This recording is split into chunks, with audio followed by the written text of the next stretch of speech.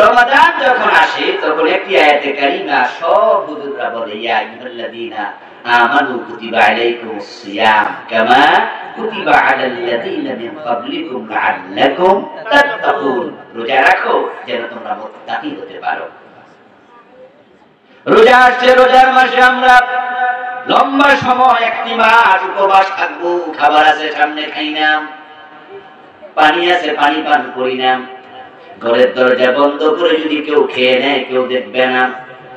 পানিতে ডুব দিয়া যদি পুকুরে গোসল করার সময় তো একটু পানি খেয়ে নেয়, দুনিয়ার কেউ টের পাবে না। কিন্তু এরপরও আমরা পানি পান করি না, রোজার দিনে খাবার খাই না, কারণ আমরা ভয় করি কাকে?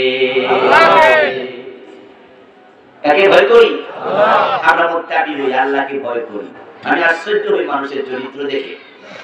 রোজার দিন আয়েশা হুজুরকে জিজ্ঞাসা যে হুজুর, ওযু করার পরে যে কিছু পানি মুখে লাগা থাকে, কুলি করি না আমরা? কথা বলেন ভাই। জি হ্যাঁ। কুলি করেন? জি। কুলি করার পরে হুজুর কিছু পানি তো মুখে লাগা থাকে, থু থু থু থু করে ফেলাই দেই হুজুর। এরপরও কিন্তু সন্দেহ লাগে, কিছু পানি থাইকা যায়। হুজুর রোজার কি ক্ষতি হবে? আমি কই বাবা রে বাবা, কত বড় মুত্তাকি রে, কি ভাব রে বাবা। থুতু ফেলার পরও টেনশন যে থুতুর ভিতরে কি কোনো পানি থেকে যায়, অথচ বেটা আবার সুদ খায়। ওজনে কম দেয়, মালে ভেজাল দেয়, আর বেটা পানি নিয়ে মুত্তাকি। আশ্চর্য মোমেন, তুমি 12 ঘন্টা 13 ঘন্টা খাবার খাও নাই, তুমি 12-13 ঘন্টা পানি পান করো নাই। আল্লাহ মানা করছে রোজার দিন খাওয়া যাবে না। যে পানিটা আপনার সামনে আছে, পানিটা কি আসলে হারাম নাকি? না। কথা কইতে ভাই, না। পানি হারাম? না। কেন খান না? রোজার দিনে কেন খান না? মানা করছে কে? আল্লাহ। কয় ঘন্টা খাবেন না? 12, 13, 14 ঘন্টা। সুদ খাবেন না কয় ঘন্টা? সারা জীবন তো এটা খান কেমনে?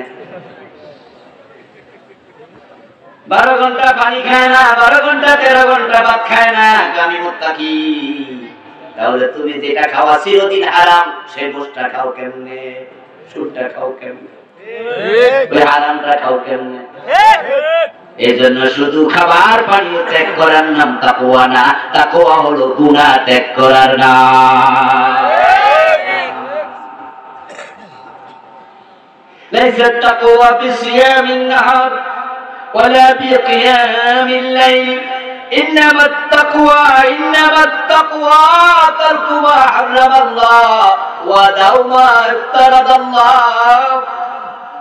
ওমর ইবনে আব্দুল আজিজ রাহিমাহুল্লাহর একটি বক্তব্য আরবিতে শোনালাম, এবার বাংলা অনুবাদ করে শোনাই। ওমর ইবনে আব্দুল আজিজ হলেন যাকে দ্বিতীয় ওমর বলা হয়। সুবহানাল্লাহ পড়েন। উনি খলিফা হয়েছেন 99 হিজরিতে, 101 হিজরিতে ইন্তেকাল করেছেন। ইসলামের ইতিহাসে যাকে ইসলামের পঞ্চম খলিফা বলে। চতুর্থ খলিফা হযরত আলী রাদিয়াল্লাহু তাআলা আনহু দীর্ঘ প্রায় 60 বছর পরে উনি খলিফা হয়, 60-70 বছর পরে। তো মাঝখান দিয়ে কারো খলিফা কয় না। হযরত আবু বকর 1 নাম্বার খলিফা, 4 জন না খলিফা? ওমর দ্বিতীয়, ওসমান তৃতীয়, আলী চতুর্থ। পঞ্চম খলিফাকে এই ওমর ইবনে আব্দুল আজিজ। অথচ উনি খলিফা হয়েছে 99 হিজরিতে। মাঝখান দিয়ে 70 বছর যারা, তারা কেউ খলিফা না। উনাকে বলে ইসলামের পঞ্চম খলিফা। অনেক বড় মুত্তাকি পরেজগার আল্লাহওয়ালা ছিলেন। ওই ওমর ইবনে আব্দুল আজিজ বলেন, দিনের বেলায় রোজা রাখা, রাতের বেলায় তাহাজ্জুদ পড়ার নাম তাকওয়া না।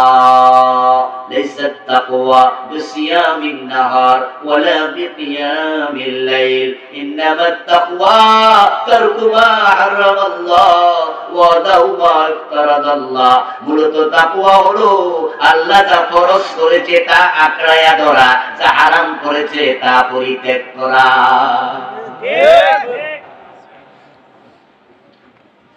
দাড়ি রাখা সুন্নাহ, রাখতে হবে, এটা সুন্নাত ওয়াজিবা।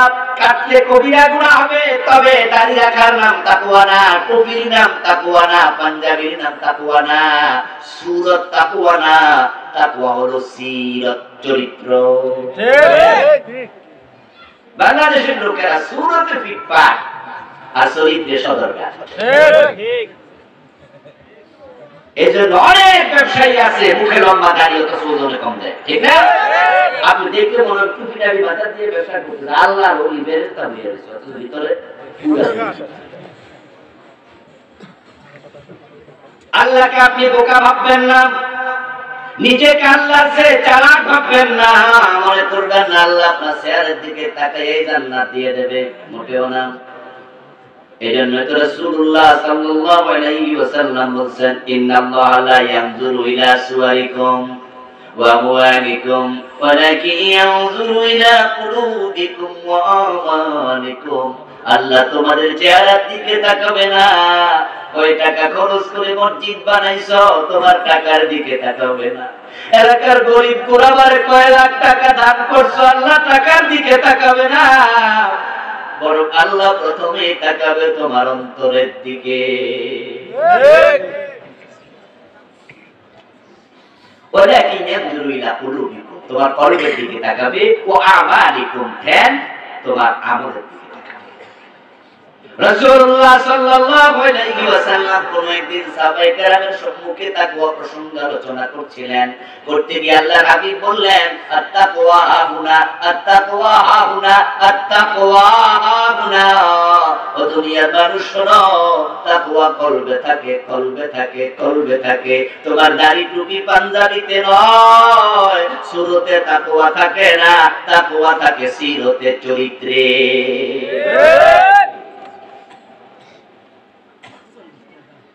রাস্তা ডান পাশে হাদির রুমাল মাথায় দিয়া সুবহানাল্লাহ তাসবিহ পড়তে পড়তে তাসবিহ দানা হাতে নিয়ে মাথা নিচু করে হাঁটতেছে, আর আপনি তাকে দেখে ভাবলেন কত বড় মুত্তাকি যাইতেছে রে, আল্লাহ জানে।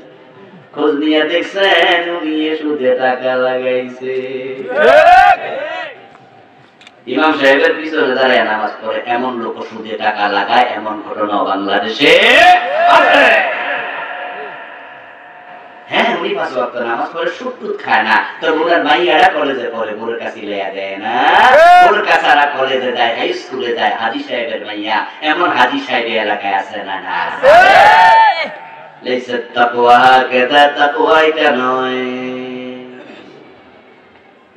আমার বন্ধু, আপনি যদি মুত্তাকি হন আপনার দাম বেড়ে যাবে, অনেক বাড়বে, অনেক অনেক। আল্লাহ তাআলা মুত্তাকিকে খুব ভালোবাসেন। কুরআন মাজিদ আল্লাহ তাআলা বলতেছেন, মান ইয়াত্তাকিল্লাহ ইউকাফির আনহু সাইয়্যাতিহি ওয়া ইউযিম লাহু আজরা। যে ব্যক্তি আল্লাহকে ভয় করবে, মুত্তাকি হবে, আল্লাহ পাক রব্বুল আলামিন তার আমলনামার গুনাহগুলো ক্ষমা করে দেবে এবং তার আমলের মোটা মোটা বড় বড় পুরস্কার আল্লাহ তৈরি করে রেখে দেবে। সুবহানাল্লাহ।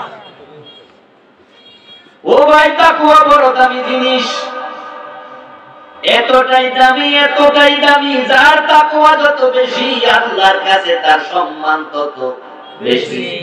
ইন্না আকরামাকুম ইনদাল্লাহি আতকাকুম। আপনি অফিসের বস, আপনাকে যে সালাম দিয়ে দাঁড়ায় থাকে, চা খাইয়া নেয়, পানি গায়ে দেয় আপনার পিয়ন, তার বেতন অল্প, আপনার বেতন অনেক মোটা। হতে পারে লোকটা মুত্তাকি, তার তাকওয়া বসের চেয়েও বেশি, ওই পিয়নের সম্মান আল্লাহর কাছে অফিসারের চেয়েও অনেক বেশি। আল্লাহ বসের সার্টিফিকেট দেখে না, বসের বেতন দেখে না, আল্লাহ দেখে কলবের তাকওয়া। যদি পিয়নের তাকওয়া বেশি হয়, আল্লাহর কাছে পিয়নের সম্মানটাই বেশি। এখন তো আমরা টাকাওয়ালা, ক্ষমতাওয়ালাদেরকে সম্মানিত মনে করি, নিজেরাও তাই টাকাওয়ালা হওয়ার জন্য, ক্ষমতার জন্য পাগল হয়ে যাই। যার একটু টাকা পয়সা আছে আমরা মনে করি আল্লাহ ওর উপর দয়া করছে। হ্যাঁ, বাপ মরে গেছে, বাপ মরে গেছে, ছোট্ট বাচ্চা রাইখা, এখন বাপ মরে যাওয়ার পরে ওই বাচ্চার মাটা মানুষের বাড়িতে জিয়ের কাজ করে, মানুষের বাড়িতে কাজ করে করে কোন রকম বাচ্চাটাকে লেখাপড়া করাইয়া সিরাজগঞ্জ কলেজ থেকে পাস করাইছে, তারপর সে ঢাকা বিশ্ববিদ্যালয়ে টিকলো, ওখান থেকে পাস করে এখন বিসিএস অফিসার। এখন বিসিএস চাকরি পাওয়ার পরে, ভালো একটা চাকরি পাইছে, পাওয়ার পরে এখন মা আর মানুষের বাড়িতে জিয়ের